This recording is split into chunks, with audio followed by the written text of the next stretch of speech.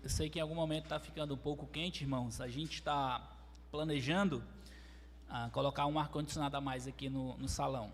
Se Deus assim permitir, o rapaz vai vir dar uma olhada essa semana, tanto na eletricidade, para a gente ver o que está acontecendo, quanto também a possibilidade de a gente colocar mais uma máquina, tá certo?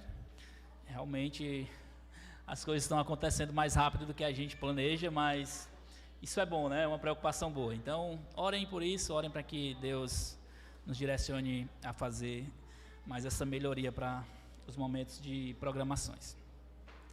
Nós vamos continuar na nossa série no Credo dos Apóstolos. Eu sei que já foi dito, mas eu queria repetir. O que nós estamos tentando fazer nessa série falando sobre o Credo dos Apóstolos é fazer as bases, fortalecer as bases da nossa igreja. Esse ano nós tiramos para fazer ensino sobre o que nós achamos importante para a igreja, certo? Eu e o pastor Timóteo, nós não gostamos de ensinar assuntos aleatórios. Por isso que nós queremos conhecer a nossa igreja, para saber o que é que nós podemos ajudar para fortalecer as bases.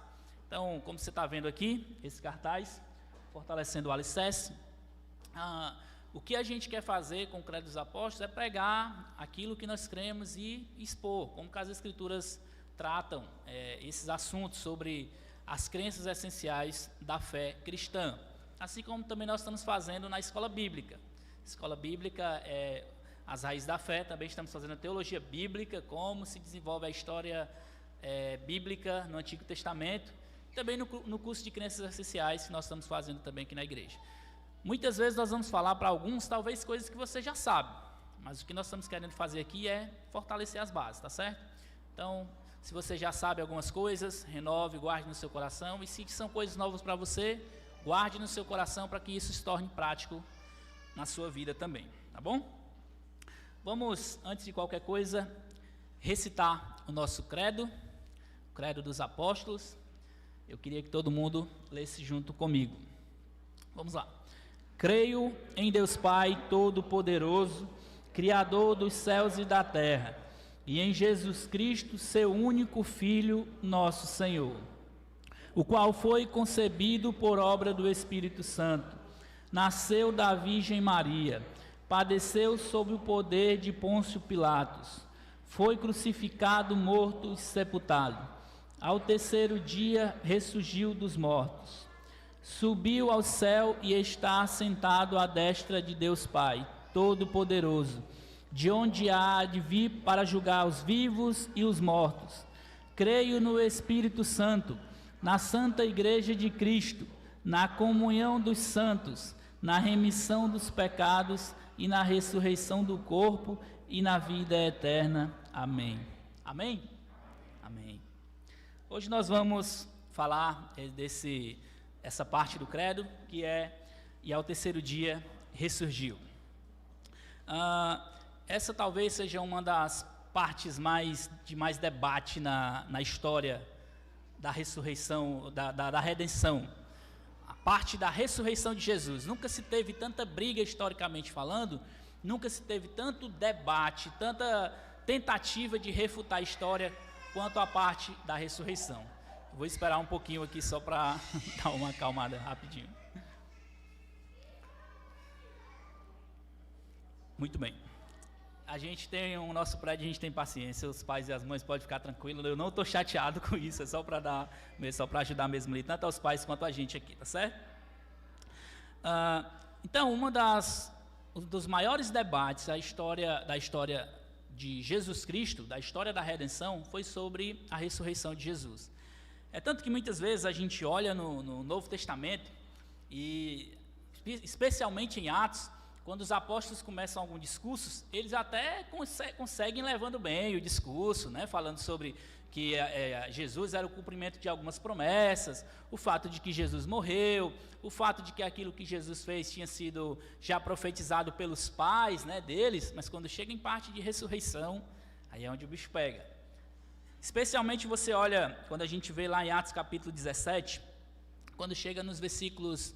Atos 17, versículos 29 ao 32, eu não vou ler aqui, é só uma introdução, mas quando Paulo está falando ali do que Jesus fez, de como que foi cumprido o que Jesus fez pelos profetas do Antigo Testamento, como é que Jesus salvou a vida dele, como é que ele chegou à conclusão de que de fato Jesus era o Cristo. Aí quando chega aí também para comprovar que de fato ele era verdade, Deus o ressuscitou dentre os mortos. Quando falou sobre ressurreição, aqueles homens já disseram, opa, peraí.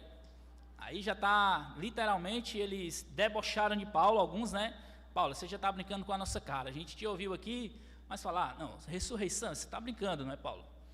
E alguns vão dizer que alguns deles creram. E ali, então, encerra o discurso de Paulo. Sempre quando chega na parte de ressurreição, há essa dificuldade, historicamente falando. N.T. Wright tem um livro chamado A Ressurreição do Filho de Deus, é um livro de 1000 páginas. Se você tiver interesse de ler, pode ler esse livro. Muito grande, um livro onde ele pegou uma parte histórica inteira. A primeira parte do livro, ele faz uma defesa histórica da ressurreição de Jesus. O cara estudou um bocado, né, para fazer isso. Não concordo em tudo com N.T. Wright, mas nessa questão histórica ele é muito bom, eu recomendo demais. Ele diz uma coisa interessante sobre a ressurreição de Jesus. Ele diz assim: frequentemente se argumentou, de fato insistiu-se nisso, de que independentemente do que queiramos dizer com a ressurreição de Jesus, trata-se de algo insensível à investigação histórica. Alguns até sugeriram que, de forma alguma, isso pode ser tomado em qualquer sentido importante como um evento histórico. Veja como é que os teóricos aí, para refutar, eles dizem até que a ressurreição não pode ser nem tratada como um evento histórico. Ó, só em você falar isso aí, você tentar defender isso como um evento histórico, você já não é digno de crédito. E o N.T. Wright, ele pega uma parte bem considerável do livro dele para refutar ou defender aqueles homens a respeito do que o Senhor Jesus de fato ressuscitou.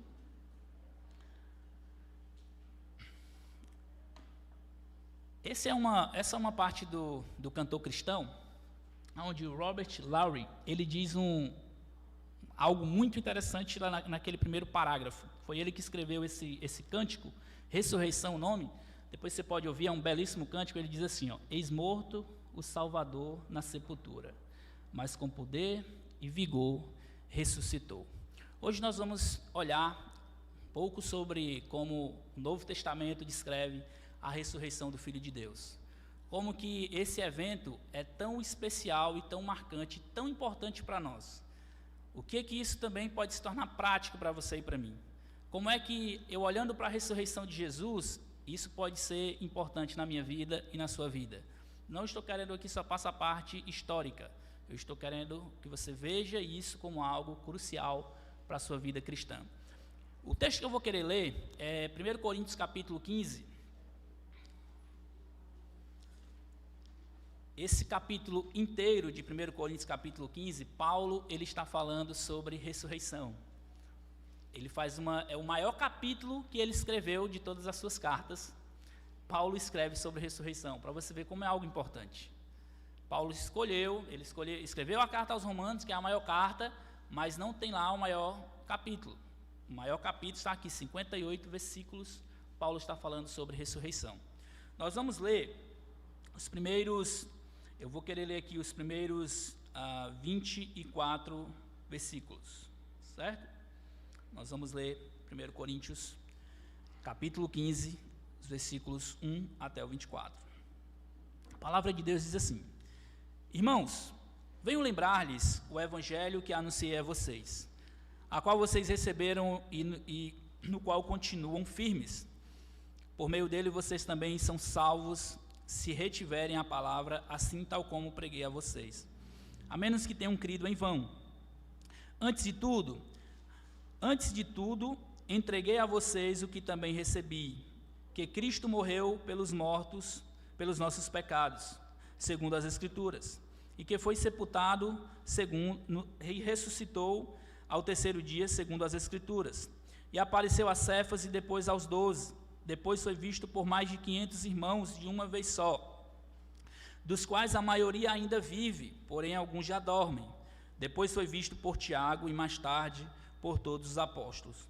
Por último, depois de todos, foi visto também por mim, como por um nascido fora de tempo, porque eu sou o menor dos apóstolos e nem mesmo sou digno de ser chamado apóstolo, pois persegui a igreja de Deus. Mas pela graça de Deus sou o que sou, e a sua graça, que me foi concedida, não se tornou vã. Pelo contrário, trabalhei muito mais do que todos eles. Todavia não sou eu, mas a graça de Deus comigo. Portanto, seja eu ou sejam eles, assim pregamos e assim vocês creram. Ora, se o que se prega é que Cristo ressuscitou dentre os mortos, como alguns de vocês afirmam que não há ressurreição dos mortos. E se não há ressurreição dos mortos, então Cristo não ressuscitou. E se Cristo não ressuscitou, é vã a nossa pregação, e é vã a fé que vocês têm. Além disso, somos tidos por falsas testemunhas de Deus, porque temos testemunhado contra Deus que Ele ressuscitou a Cristo, a qual Ele não ressuscitou. E se é certo que os mortos não ressuscitam, porque se os mortos não ressuscitam, também Cristo não ressuscitou. E se Cristo não ressuscitou, é vã a fé que vocês têm, e vocês ainda permanecem nos seus pecados. E ainda mais os que adormeceram em Cristo estão perdidos. Se a nossa esperança em Cristo se limita apenas a esta vida, somos as pessoas mais infelizes deste mundo. Mas de fato Cristo ressuscitou dentre os mortos, sendo Ele as primícias dos que dormem. Visto que a morte veio por um homem, também por um homem veio a ressurreição dos mortos. Porque assim como Adão todos morrem, assim também todos serão vivificados em Cristo. Cada um, porém, na sua ordem, Cristo as primícias, depois os que são de Cristo na sua vinda. E então virá o fim, quando Ele entregar o reino a Deus Pai, quando houver destruído os principados, bem como toda potestade e poder. Até aqui. Vamos orar mais uma vez. Nosso Deus, Tua palavra foi lida. Nós pedimos, Senhor, que o Teu nome seja engrandecido enquanto estamos aprendendo do Senhor, que o nosso coração possa estar disposto a ouvir e também seja um terreno fértil para guardar a Tua palavra. Nos ajude, Senhor, nessa noite a vermos os aspectos práticos dessa doutrina tão importante da ressurreição. Em nome de Jesus. Amém. A gente vê também, irmãos, uma das coisas muito importantes é que a doutrina da ressurreição não foi algo que Jesus pegou ninguém de surpresa. Antes mesmo de Jesus morrer, ele já tinha anunciado que ele ia ressuscitar. Muitas pessoas poderiam ter dito aí, como acontece, que a ressurreição é somente uma pegadinha do malandro, né? Que Jesus não morreu, ele somente apanhou e ficou realmente muito debilitado. Ele desmaiou ali por 3 dias, ninguém podia comprovar que ele morreu e depois ele apareceu. Mas Jesus ele já tinha dito que isso ia acontecer. Ele tinha avisado antes. Veja o que o texto de Mateus 12, 38 a 40 diz. Então alguns escribas e fariseus disseram a Jesus: Mestre, queremos ver algum sinal feito pelo Senhor. Mas ele respondeu: Uma geração perversa e adúltera pede um sinal, mas nenhum sinal lhe será dado, senão a do profeta Jonas. Porque assim como Jonas esteve 3 dias e 3 noites no ventre do grande peixe, assim o Filho do Homem estará 3 dias e 3 noites no coração da terra. Ou seja, a doutrina da ressurreição não foi algo que Jesus inventou, não foi algo que os discípulos inventaram. A doutrina da ressurreição foi algo que ele disse antes de acontecer. E até mesmo Paulo, no próprio capítulo 17 de Atos, ele embasa a sua defesa da ressurreição, apontando lá para o Salmo 16, quando Davi também fala dessa questão de que ele iria descer, né, a terra e depois ele apareceria de novo, ele não veria corrupção, essa é a palavra que ele usa, e Paulo embasa, mostrando que já no Antigo Testamento existia uma base para essa doutrina da ressurreição. Então, quando nós passamos a olhar essa doutrina, e muitas pessoas dizem que isso aí foi algo inventado, isso foi algo muito bem inventado, né, se tivesse sido, porque foi muito bem arquitetado. E a gente vê que séculos atrás, eles já estavam falando sobre isso. Mas a palavra de Deus é perfeita, a palavra de Deus é a verdade, como nós acreditamos, e o Senhor já tinha feito todo o plano de redenção, até mesmo a ressurreição de Jesus. A primeira coisa que nós vamos aprender e ver é que, como nós olhamos o contexto histórico, nós vemos que de fato a ressurreição de Jesus foi algo real. Assim como foi no sofrimento de Jesus e na morte de Jesus, que ele de fato sofreu todo aquele sofrimento e ele morreu de fato, a ressurreição também foi algo verdadeiro. Pelo fato de Jesus ser Deus, ele não fez isso ser algo menor. De fato, ele ressuscitou mesmo. Jesus morreu. E o texto mostra claro isso, que Jesus ele ressuscitou ao terceiro dia. A gente vê alguns trechos, especialmente o trecho que nós vimos aqui, nós vemos 1 Coríntios capítulo 15, os versículos 3 ao 6, Paulo ele diz que Jesus ele foi visto por muitas testemunhas, ou seja, houveram muitas testemunhas de que de fato Jesus ressuscitou. Não foi somente alguns dos apóstolos, não foi somente algumas pessoas que disseram que Jesus ressuscitou. Existiram testemunhas, inclusive naquele relato de Paulo aqui em 1 Coríntios, que ainda estavam vivas, quando ele diz isso aqui. Ele diz, Jesus ele foi visto por muitos, inclusive alguns que estão vivos. Alguns já dormem, ou seja, alguns já morreram, mas tem uns que estão, de fato, eles viram. Aqui, o relato histórico, Paulo está dizendo que naquela época, e aqui os próprios coríntios poderiam ir lá e perguntar às pessoas, mas ele mostra que as pessoas tinham visto, de fato, Jesus. Eu coloquei alguns textos para vocês olharem, infelizmente nós não vamos poder ver todos, eu queria ler todos, mas por causa do tempo, vocês podem depois ler esses textos, marcarem na sua Bíblia e terem argumentos para mostrar para as pessoas que Jesus de fato ressuscitou, argumentos bíblicos, argumentos que são históricos também, que nós podemos ver nas Escrituras. Uma coisa também que é muito interessante é que depois da ressurreição de Jesus, algumas pessoas dizem que aquilo ali, sei lá, era só algo que era um fantasma, por exemplo. Não, mas Jesus mostra que ele ressuscitou no corpo mesmo. Ele vai mostrar alguns aspectos humanos. Ele mostra que ele comeu com os discípulos, ele mostra que alguns tocaram nele, ele mostra que algumas pessoas conversaram de fato com ele. Quando Tomé diz assim, mostra aí eu quero ver as chagas aí, eu quero ver os cortes. Jesus disse, não, você não vai saber não, toque aqui. Tomé toca em Jesus. Ou seja, então Jesus de fato ressuscitou no corpo e todos ali puderam ver. Outra coisa que a gente vê também é que o próprio Deus testemunha da ressurreição de Jesus. Lembra quando Maria chega ali em Lucas 24, lá para ver o corpo de Jesus, lá onde ele foi colocado, e aparece um anjo ali e diz assim, o que você está procurando aqui? Aquele que vive. Jesus não está morto, ele ressuscitou. O relato do próprio Deus ali, através de um anjo mostrando que Jesus ressuscitou. Então, as Escrituras são claríssimas quanto a esse evento, que foi um evento real, não foi algo figurado, não foi algo inventado, foi real que o nosso Senhor Jesus, ele morreu, passou 3 dias ali, como fala, no corpo da terra, né, no ventre da terra, e ele ressuscitou. Aí o texto de Lucas dizendo, por que vocês estão procurando entre os mortos aquele que vive? Ele não está aqui, mas ressuscitou. Lembre-se do que ele falou, olha aí, apontando para trás. Para vocês, estando ainda na Galileia, é necessário que o Filho do Homem seja entregue nas mãos dos pecadores, seja crucificado e ressuscite no terceiro dia. Jesus nunca escondeu que isso ia acontecer. Ele sempre deixou muito claro que esse seria um evento que Jesus disse assim, pode acontecer que eu vá ser entregue para os pecadores, e pode ser que eu vá ressuscitar. Ele disse certamente, ele sabia que isso ia acontecer. Ele sabia que esse seria um evento real na história da redenção. E ele diz aí para os seus discípulos, lembra o anjo falando, lembra do que ele tinha falado para vocês. Ele iria ser entregue aos pecadores, mas ele não ficaria lá, ele ressuscitaria. A segunda coisa que nós aprendemos aqui já é um aspecto mais prático. Esses 2 próximos pontos, eu fiz uma introdução bem embasada na história. Esse segundo ponto também, numa história mais bíblica, mas esses 2 pontos, o 2 e o 3, eu queria que isso fosse um aspecto mais prático para nós. O que é que a ressurreição de Jesus implica para mim e para você? O que é que a ressurreição de Jesus tem a ver com a vida comum? Porque não adianta só eu falar para você que Jesus ressuscitou, provar historicamente, biblicamente, se isso não refletir na sua vida no dia a dia.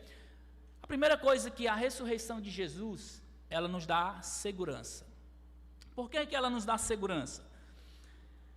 A ressurreição de Jesus, ela é o fundamento do nosso novo nascimento. A ressurreição de Jesus é a certeza de que nós não precisamos mais estar oferecendo sacrifícios para ter os nossos pecados perdoados. Paulo ele vai mostrar em Efésios capítulo 2 e Colossenses 3, eu queria muito ler esses textos com vocês, eu encorajo vocês a lerem esses textos para vocês verem os aspectos práticos, mas Paulo ele vai mostrar que pelo fato de Jesus ter ressuscitado, pelo fato de que Jesus ele morreu e ele ressuscitou, é porque o pecado, os nossos pecados de fato foram pagos, aquele sacrifício foi eficaz. Nenhum sacrifício na história, desde o Antigo Testamento, ele voltou. Nenhum. Jesus, de fato, foi aceito como um sacrifício eficaz. Ele pagou totalmente pelos nossos pecados e por isso nós temos uma base para o nosso novo nascimento. Nós somos nascidos de novo pelo que Jesus fez. Não é por algo que eu fiz ou por algo que eu deixei de fazer. Não é porque eu sou bonzinho ou não é porque eu deixei alguns vícios, alguma coisa do tipo.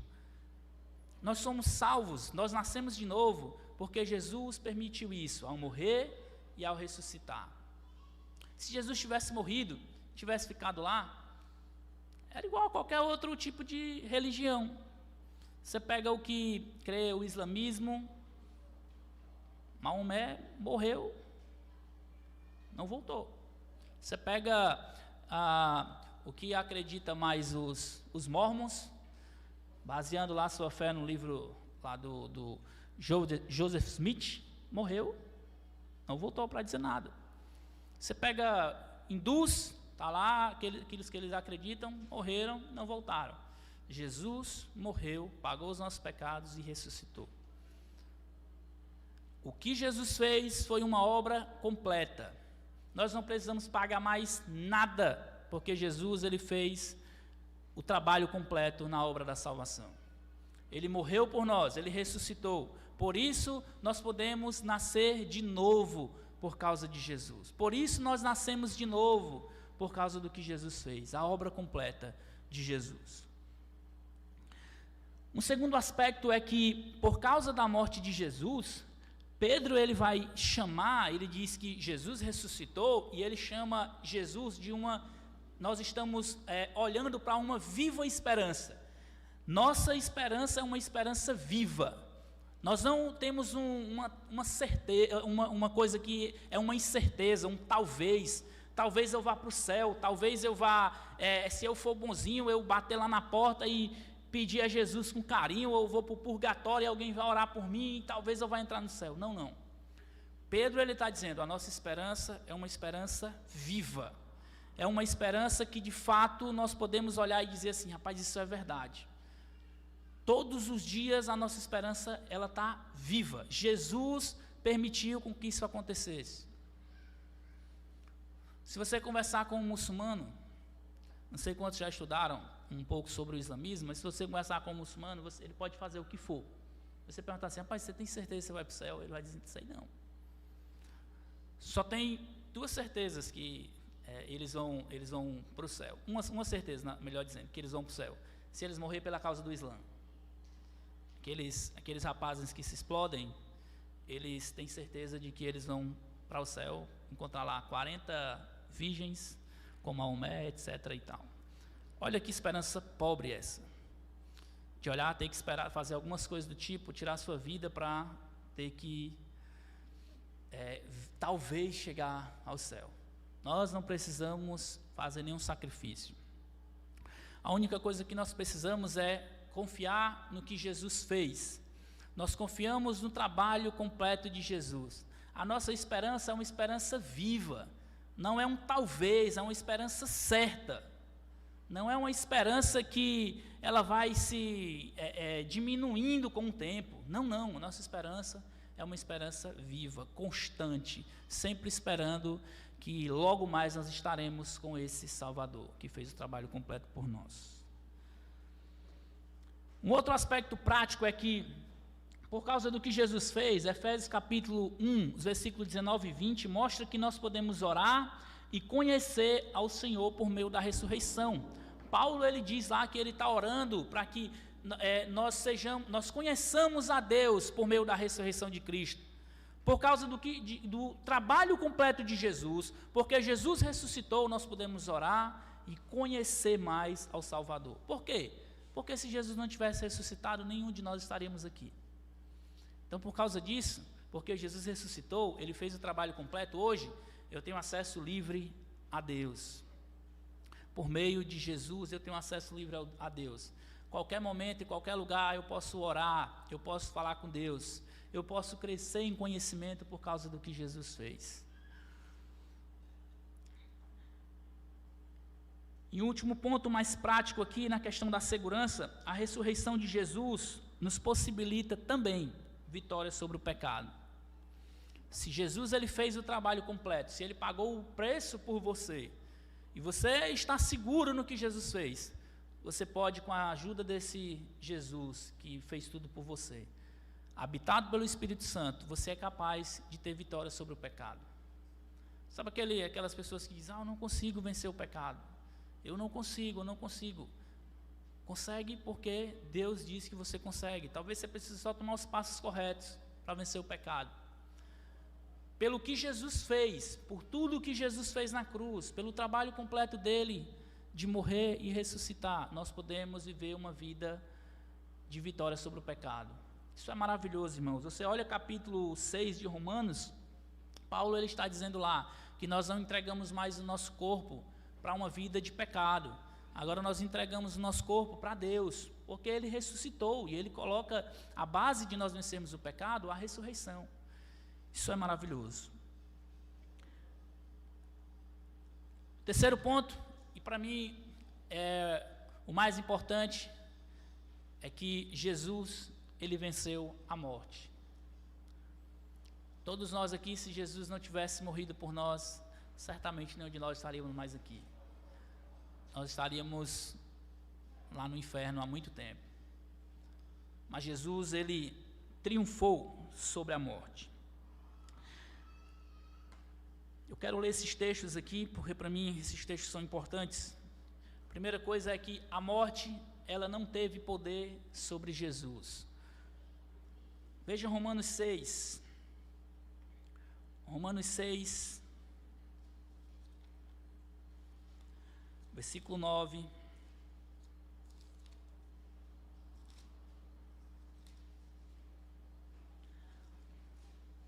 Paulo ele está falando naquele contexto de Jesus ter ressuscitado, nós podemos vencer o pecado, e ele diz uma coisa muito importante nesse texto. Ele diz assim, versículo 9: sabemos que, havendo Cristo ressuscitado dentre os mortos, já não morre, a morte já não tem domínio sobre ele.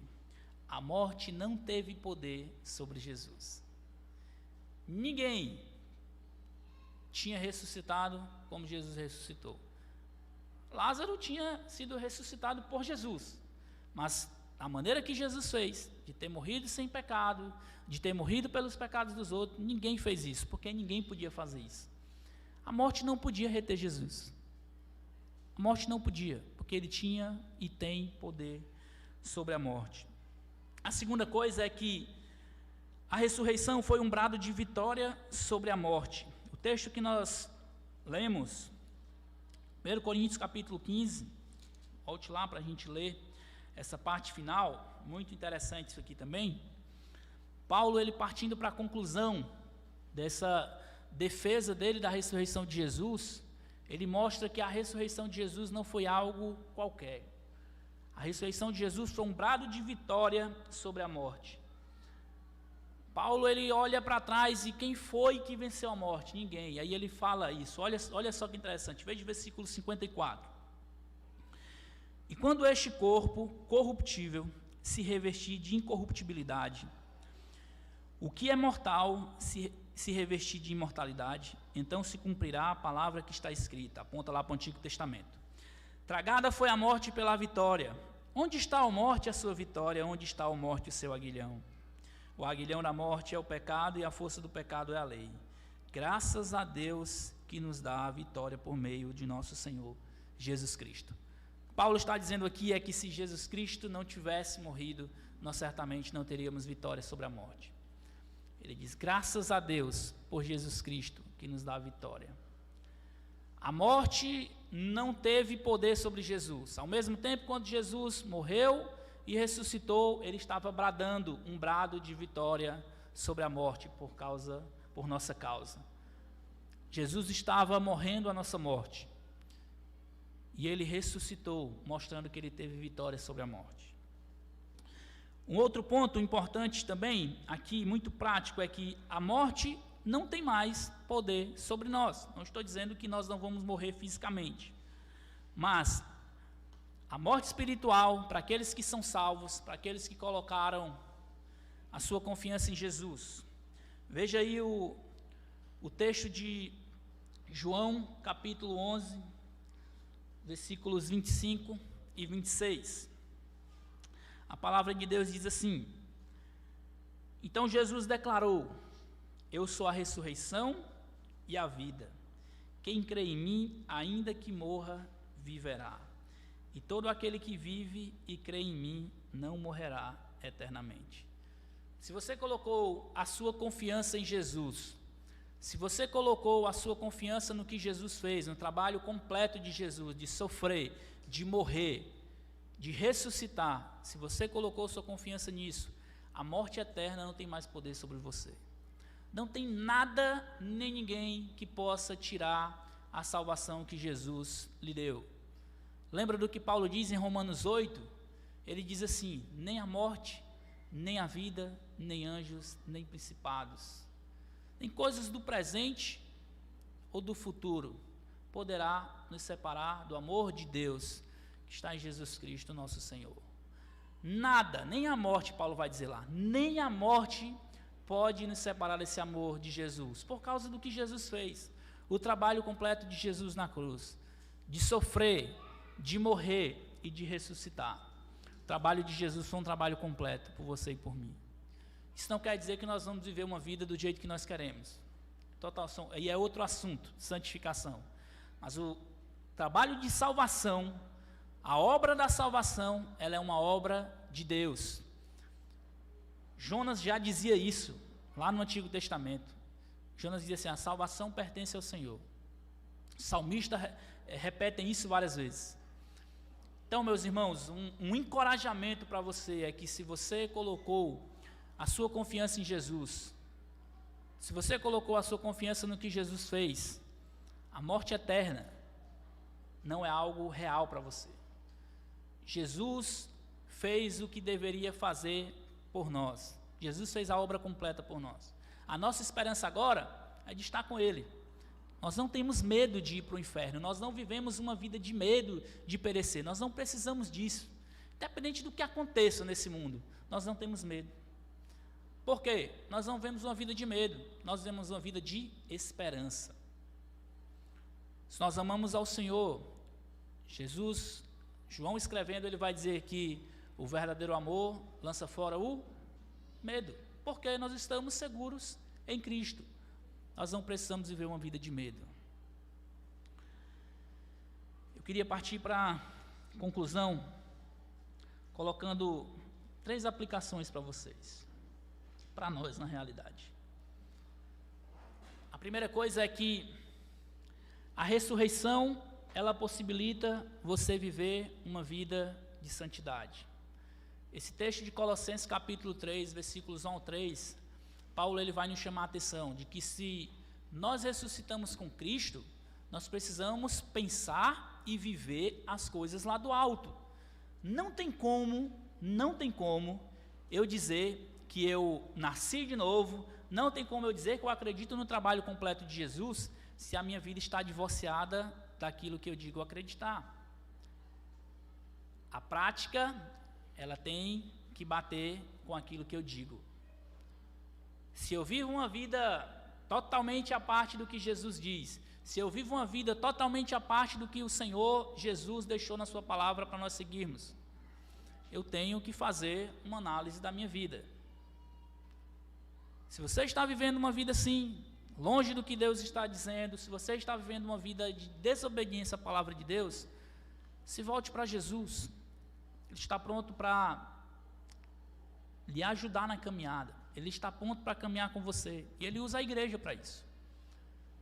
Não estou querendo lhe desencorajar se você está vivendo uma vida de desobediência. Eu estou querendo te encorajar. Estou querendo ajudar você.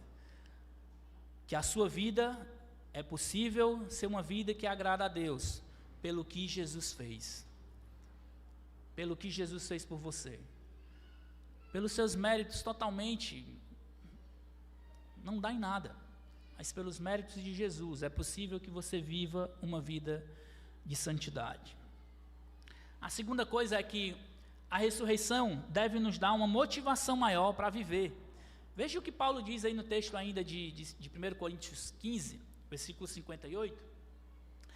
Pelo fato de Jesus ter ressuscitado por nós, pelo fato de que Jesus fez tudo na obra completa da salvação, quando nós olhamos para tudo isso que Jesus fez, quando nós olhamos para a obra completa de Jesus na cruz e a ressurreição, nós temos que ter um motivo maior para viver.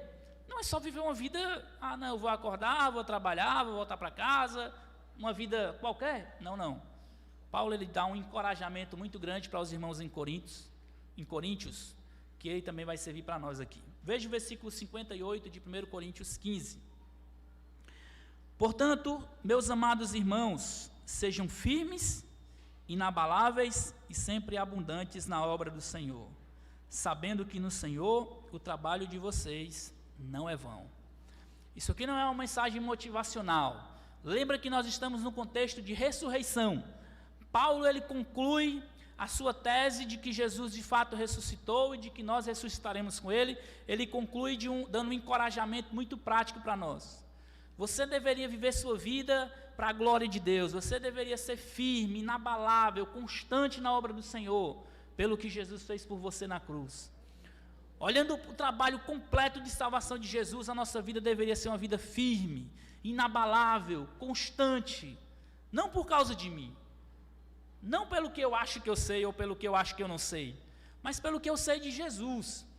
Eu olho para Ele, eu olho para o trabalho completo de Jesus na cruz e eu vou viver uma vida diferente nesse mundo. A morte, a obra de Jesus completa, a ressurreição de Jesus na cruz, nos dá uma motivação maior para viver. Nós não vivemos de uma maneira qualquer aqui, meus irmãos. Eu queria encorajar você a entender isso, para que você amanhã ao acordar, você lembre do que eu estou dizendo aqui. Não eu, mas a palavra de Deus. De que você deveria acordar e se perguntar por que você está aqui vivendo. Jesus, ele fez um trabalho completo por você, e o que você está fazendo por Jesus? Qual é a sua motivação para viver? Você está acordando só para ir trabalhar, preocupado de chegar o começo do mês para receber o dinheiro? É só isso. O que Paulo vai dizer, se nós estamos vivendo a nossa vida só baseada no que nós estamos vendo, nós somos os mais miseráveis dos pecadores. Nós temos uma motivação maior para viver. E eu queria que isso fosse algo real para a sua vida. Queria que você, olhando para a obra de Jesus, tudo na sua vida fosse moldado por isso. Imagina se você soubesse que alguém, digamos que você está precisando de uma cirurgia urgente, e alguém que você nem sabe resolveu pagar essa cirurgia para você. Essa pessoa depois ela diz assim, não, eu queria só que tu trabalhasse para mim aí. Decidisse que algumas coisas para tu fazer, para tu trabalhar para mim. Qual a motivação que você ia trabalhar para essa pessoa? Todo dia você ia acordar e dizer assim, rapaz, eu só estou vivo porque ele pagou minha cirurgia. Você não ia viver, não ia... Se o cara mandasse um e-mail, na mesma hora você ia estar respondendo um e-mail, ia estar fazendo trabalho, porque, afinal de contas, aquele cara proporcionou você viver mais alguns anos. Jesus fez algo muito maior por nós. E talvez nós acordamos, tomamos café, fazemos o nosso dia a dia, vivemos ali o dia, a semana, sem lembrar nem sequer quem é Jesus. Você tem sido miserável, meu irmão? Já pensou nisso? Sua vida tem sido uma vida miserável? Ou você está vivendo pensando na eternidade, no que Jesus fez por você? Eu queria, não quero lhe desencorajar, eu quero que seja um encorajamento para você, assim como foi para mim. E você acordar amanhã e você dizer assim, rapaz, eu quero ser firme, constante e inabalável em tudo que eu for fazer, seja no meu trabalho, seja na minha família, seja na igreja, eu vou fazer tudo para que eu seja firme, constante e inabalável, porque o Senhor me proporcionou isso. Eu só estou aqui no meu trabalho, eu só estou aqui na minha casa, porque Jesus pagou o preço por mim. Seja o trabalho mínimo que você for fazer, lembre que você só pode fazer isso por causa de Jesus. Esse é um encorajamento que eu quero dar para vocês. E a terceiro e último ponto que eu queria ler com vocês, esses versículos, é que a ressurreição de Cristo nos assegura que nós iremos também ressuscitar futuramente. Nós vamos, todos nós aqui, se Jesus não vier buscar a sua igreja, todos nós iremos morrer. Mas nós temos uma esperança maior, de que Jesus, em algum momento, Ele vai ressuscitar aqueles que morreram em Cristo. E nós vamos ter corpos igual ao de Jesus, vamos viver com Jesus a eternidade inteira. O fato de Jesus ter ressuscitado nos dá essa esperança. Veja o que Paulo diz em 1 Coríntios, capítulo 6, versículo 14. Ele diz assim: Deus ressuscitou o Senhor e também nos ressuscitará pelo seu poder. 2 Coríntios, ainda mais na frente, 2 Coríntios, a segunda carta, ele repete isso. 2 Coríntios 4,14. Paulo diz: sabendo que aquele que ressuscitou o Senhor Jesus também nos ressuscitará com Jesus e nos apresentará juntamente com vocês. Nós temos uma esperança muito maior do que isso aqui, irmãos. Nós temos uma esperança muito maior. Por isso que eu falei para você, enquanto eu estava começando esse sermão, eu queria que isso fosse algo muito prático para a sua vida. Não queria apenas que você olhasse para os aspectos históricos da ressurreição, isso é muito importante. Mas na prática, como é que isso vai funcionar na sua vida? Na prática, como que a ressurreição de Jesus vai ser especial para você, vai ser prático para você? Eu quero que você olhe para Jesus e você pode viver uma vida de santidade, você pode viver por um motivo maior, e você pode saber que logo, logo nós estaremos com Jesus, pelo trabalho completo que Ele fez na cruz. Jesus fez o trabalho completo na cruz por nós. Você está aqui por causa do que Jesus fez. Você só está aqui unicamente por causa do que Jesus fez. Nada do que você fez ou deixou de fazer poderia te proporcionar salvação, mas Jesus fez isso. E eu quero que isso seja algo prático para a sua vida. Que você acorde amanhã e você lembre do que Jesus fez por você na cruz, e você decida viver uma vida firme, constante e inabalável, como Paulo diz, lá em 1 Coríntios 15 e 58. Aquele hino que eu falei no começo, ele termina, a última estrofe dele, ele diz assim: a morte conquistou, isso falando de Jesus, a morte conquistou com grande glória, ó graças, alcançou vida eternal. Jesus conquistou a morte, venceu a morte. Graças por isso, Ele alcançou a vida eterna para nós. Se você tem vida eterna, é pelo que Jesus fez. E se você ainda não tem certeza de vida eterna, o que Jesus fez é suficiente para salvar a sua vida. Se você ainda não tem essa segurança, o que Jesus fez é suficiente para salvar a sua vida. Nos procure no final do culto, vamos conversar um pouco sobre salvação, sobre o que Jesus fez, como que você pode viver para Jesus, como que você pode colocar a sua vida diante dele. Vamos orar mais uma vez. Obrigado, Senhor Deus, pelo trabalho do Senhor na cruz. Muito obrigado, Pai, por esses relatos das Escrituras, por essas verdades de que o Senhor sofreu por nós, o Senhor morreu por nós, o Senhor foi crucificado de fato por nós, mas o Senhor não ficou embaixo da terra, o Senhor ressuscitou, e por meio da sua ressurreição o Senhor conquistou salvação para nós. Muito obrigado, Pai. Obrigado porque o seu sacrifício foi completo. O Senhor pagou tudo que nós devíamos. Muito obrigado por tamanha graça. Nós não merecemos, nós somos gratos a Ti. Que o Senhor seja glorificado e exaltado sempre. Se alguém está aqui, Senhor, ainda e não te conhece, não tem certeza de salvação, não tem certeza que iria para o céu se morresse hoje, que o Senhor possa nos dar sabedoria para cuidar dessas pessoas, a falar do Evangelho para elas, Que o Senhor dê humildade para ela nos procurar aqui e entender um pouco mais sobre a Tua palavra. Eu te peço, Senhor, por tudo isso, em nome de Jesus. Amém.